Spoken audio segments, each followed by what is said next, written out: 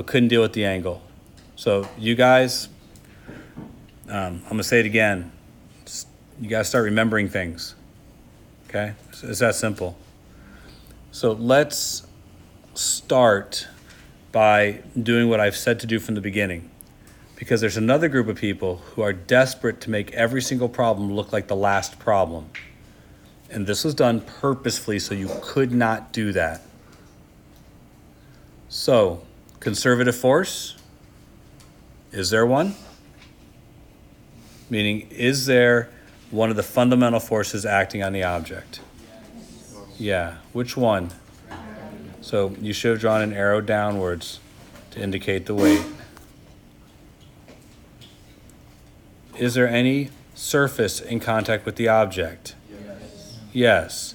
So you must draw a perpendicular arrow to the surface.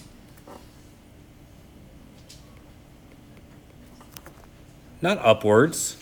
Look at your paper. If you drew an upwards arrow with an N on it, or if you can even make heads or tails of your paper.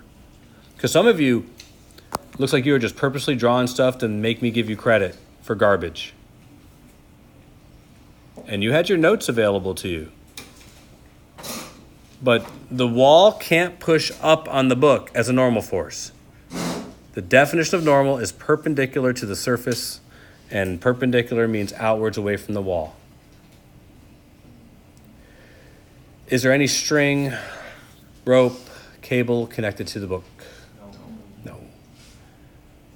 Is the book sliding across the surface? Yes, it's moving upwards, which means friction must be acting downwards. It's the only way it can be acting. It can't be acting upwards.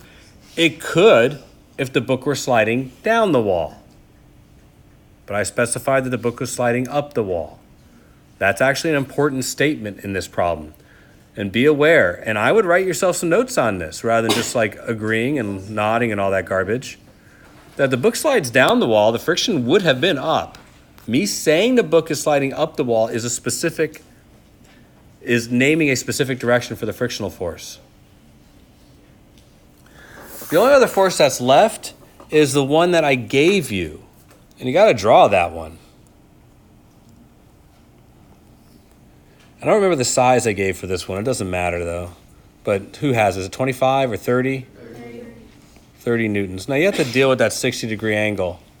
So for just a moment, I'm going to draw where that arrow was and tell you that this was the 60 degrees. To figure out what to do here,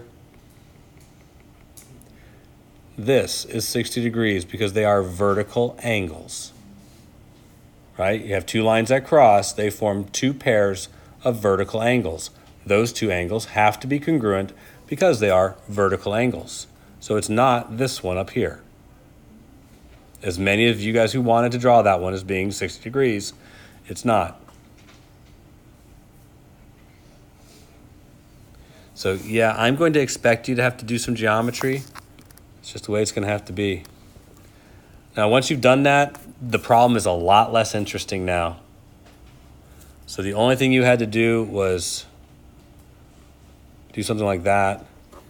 Make sure you put that this was 30 sine 60 and this was 30 cosine 60. You have to get your sines and cosines right. I'm not going to spell all that out every time. If you need to have that spelled out some more, come for tutoring. But net force equals 0. So in the y direction, I've got 30 cosine 60 degrees minus normal equals 0. In the y direction, I've got friction, which is negative, minus weight, plus 30 sine 60 degrees, and that equals 0. I don't remember the weight of the book, but I'm pretty sure I gave you its mass. You had to solve for the friction. That's really the end of the problem. Everything else is just putting in numbers. And that's not very interesting. Want to talk about the other one? Okay. So I can throw this away? We don't need this anymore?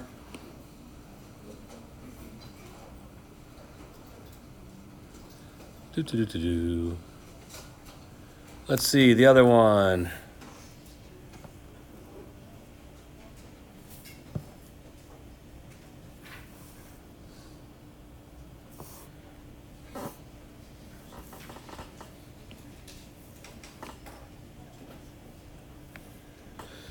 So the other one looked like that, but the arrow was a little bit more this away.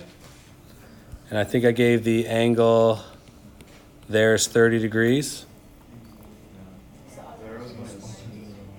It's pointing the other way.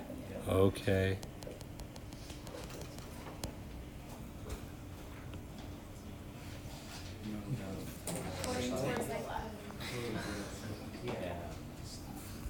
I still gave this angle. All right. So hopefully most of you see that this is the exact same problem, right? There was not enough different here to warrant one side was harder than the other. I guess that's really what I'm getting at. So looking at all the forces acting in this system, I'm thinking weight again. Is there a surface in contact with the book? Yep. The ceiling must push downwards. It's the only way it can push, perpendicular to the surface. There's a whole bunch of a normal force upwards. You are all wrong. You're clearly not following the instructions. You got to do what the instructions state.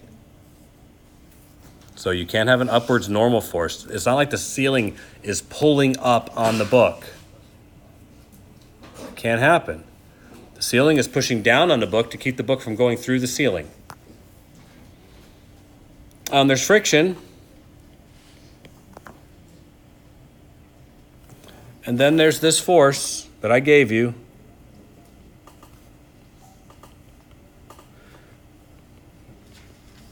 That's the 30 degrees.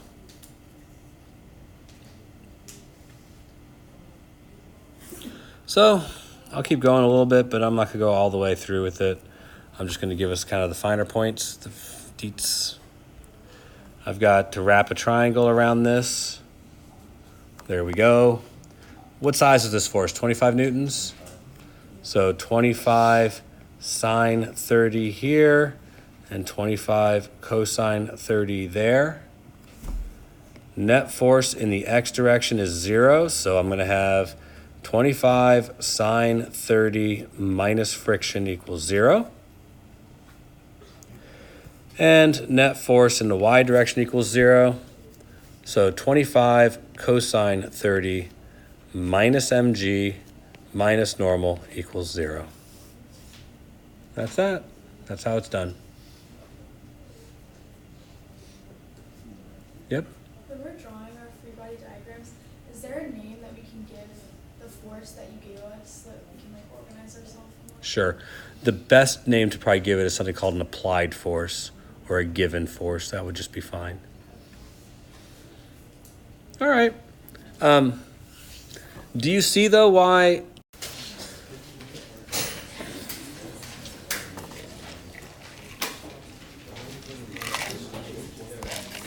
a 58 kilogram skater initially at rest throws a 5 kilogram medicine ball horizontally to the left?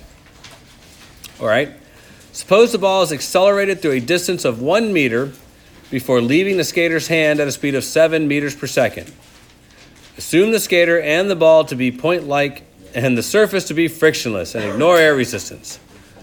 Use a vertical y-axis with the positive direction pointing up and a horizontal x-axis with the positive direction pointing to the right.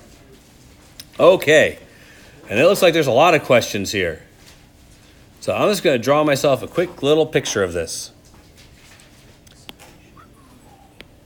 So I've got the surface, which we are told is frictionless. I've got a person standing on the frictionless surface, and they have a ball.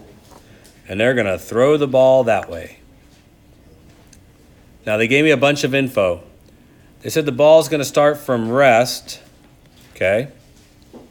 And it's going to have a final velocity of 7 meters per second. And it's going to travel a distance of 1 meter.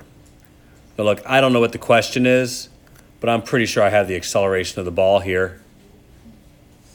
Would you all agree? Forces have everything to do with accelerations. So I don't even know what the question is. I'm going to find the acceleration because I'm pretty darn sure I'm going to need it. So let's see what we got here. V final squared minus V initial squared equals 2a delta x. So 49 minus 0 equals 2 times 1 times a. So a is going to be 24.5 meters per second squared. Any questions about that? Moving right along, let's actually answer some questions now. Describe what happens to the skater and the ball. I think the ball is going to go to the right based on my picture, but I think the skater is going to go to the left. That's what I think. Look, if you read the chapter, and I would have if I were you, the skater pushes on the ball. What happens to the skater? If you read the chapter, you know the answer. If the skater pushes on the ball pushes on the skater. That's the answer right there. And that's an important detail. If you read the chapter, you know that there's something called Newton's third law. That's actually the focus of tomorrow. But I would like you to read the chapter a little bit. You push on the ball pushes back on you. So they're both going to separate. Next question. Determine the acceleration of the ball during the throw. Done. Next question. They probably didn't accept 24.5 though. Every number's in two significant places, so they probably wanted 25. Part C. Determine the acceleration of the skater during the throw. That one's tough. You really had to read the chapter for that one. But, third law. Force on ball has to equal force on skater. Do I know the force on the ball? I do. I know the net force on the ball. The net force on the ball had to equal MA, which means the net force on the ball had to equal 5 kilograms times 24.5 meters per second squared. This is the force, the net force on the ball, because I had the ball's mass and the ball's acceleration. I don't know what that is, but that has to also be the net force on the skater. The difference is the net force on the skater has to be in the opposite direction. So if the acceleration on the ball was to the right, the acceleration of the skater is going to be to the left. Do I know the mass of the skater? I bet I do. What is it? 58. So I'll get 5 times 24.5 equals 58 times negative A. I'll put a negative in there just to remind me it's got to be in the opposite direction.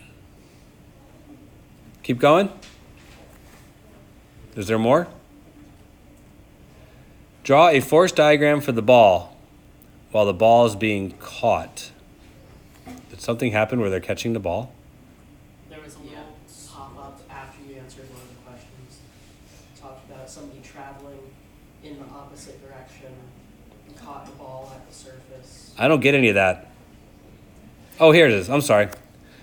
Another skater moving to the right catches the ball, moving to the left at the surface.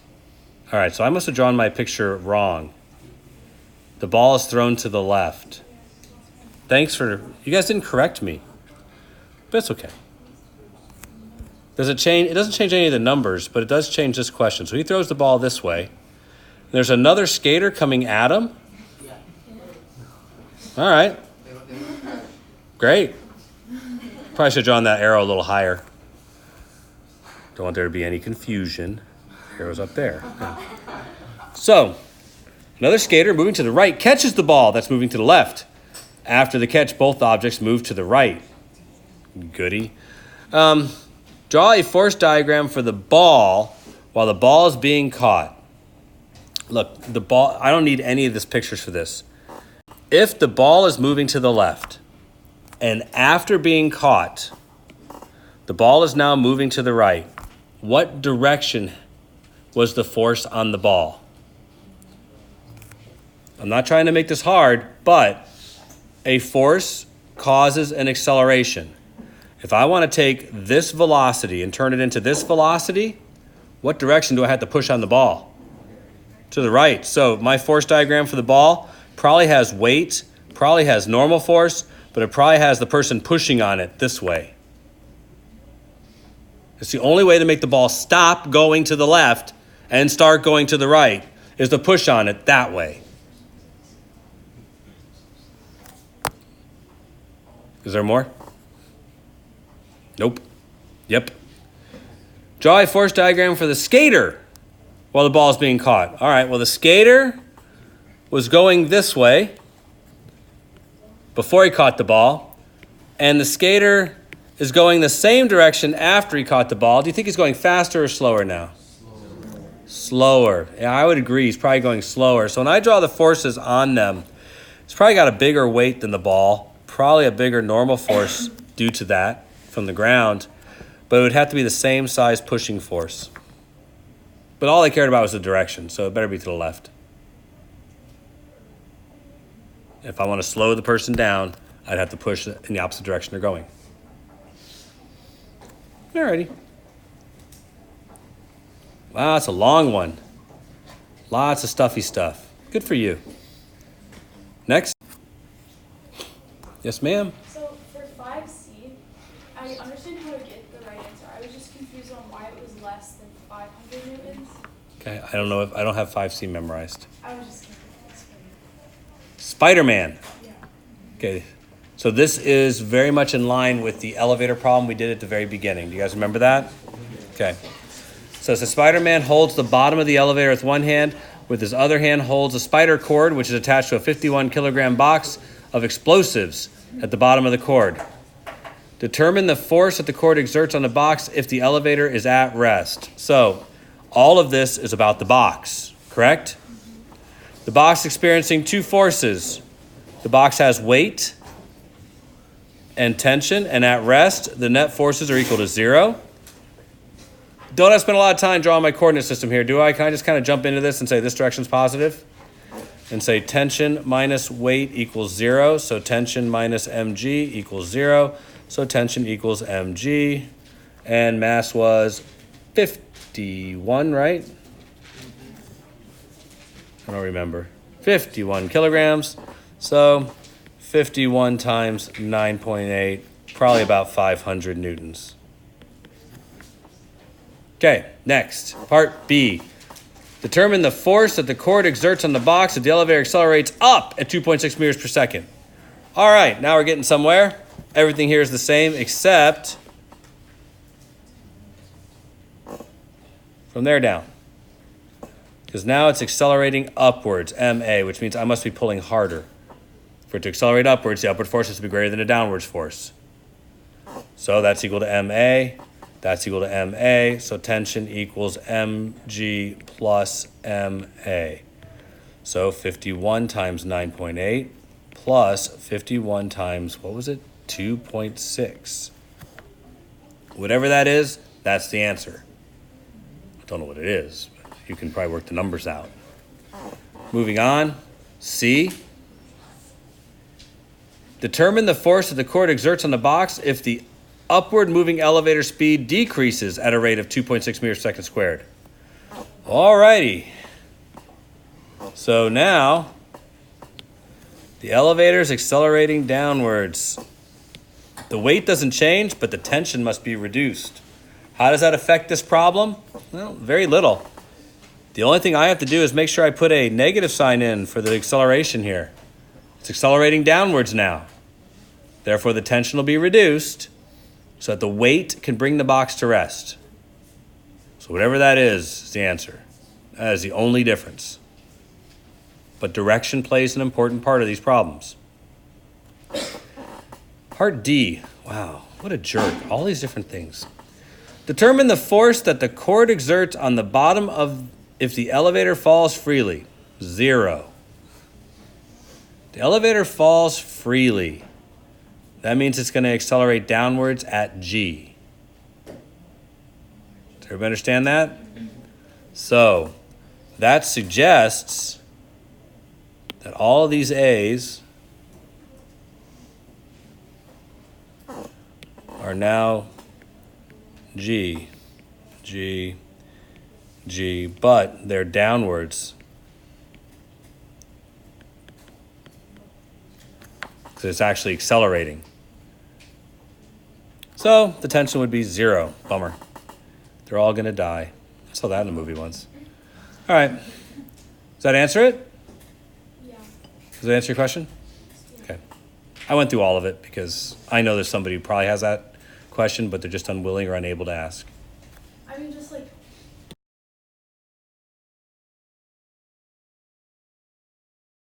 All of you in the room have access to Google. So at worst, you could have done that. You could have said, hey Siri. They probably would have done something. But let's say that you didn't do that because perhaps you don't have that, you're not that equipped, and you didn't want to look it up on the internet. Then you could use unit multipliers. They work. I want to get rid of kilometers and be left in meters. So I need to know this conversion fact. So it's 1 kilometer for every 1,000 meters. And I'd also like to get rid of hours and be left with seconds. You may not know that conversion fact. You may have to go through minutes first. But I know this conversion fact. It's for every 1 hour, there are 3,600 seconds. So knowing those conversion facts will allow me to figure out what the velocity is in meters per second, which you need to do this problem. And I'm sure somebody found that out.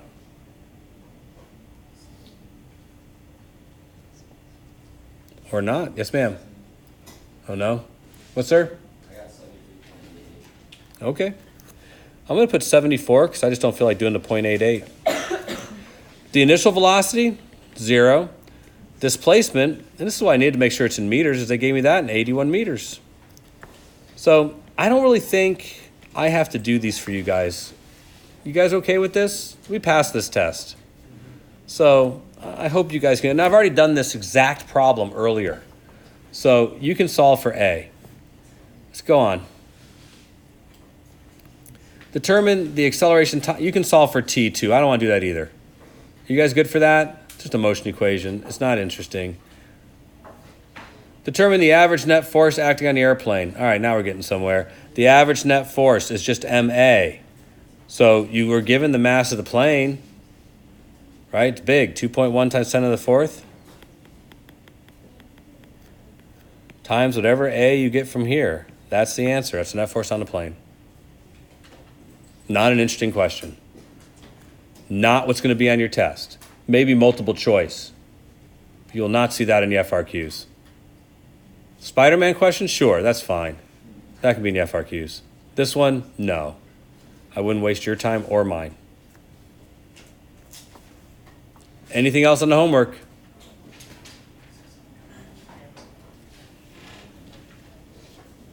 What? What's that? 90. All right. Let's see if you figure out that 1.633 newtons per kilogram. Remember I told you to pay attention to your units. A newton is a kilogram meter per second squared divided by kilograms leaves me with meters per second squared. What do you think the 1.633 is now? There he is.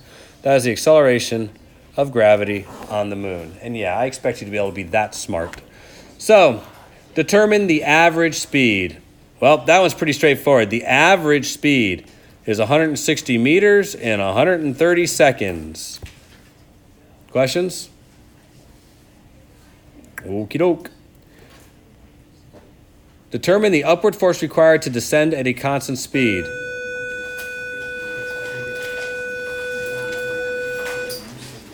I see two forces, thrust and mg. They're going to balance to be 0. You just have to realize that thrust equals, minus mg equals 0, where g is 1.633, not 9.8.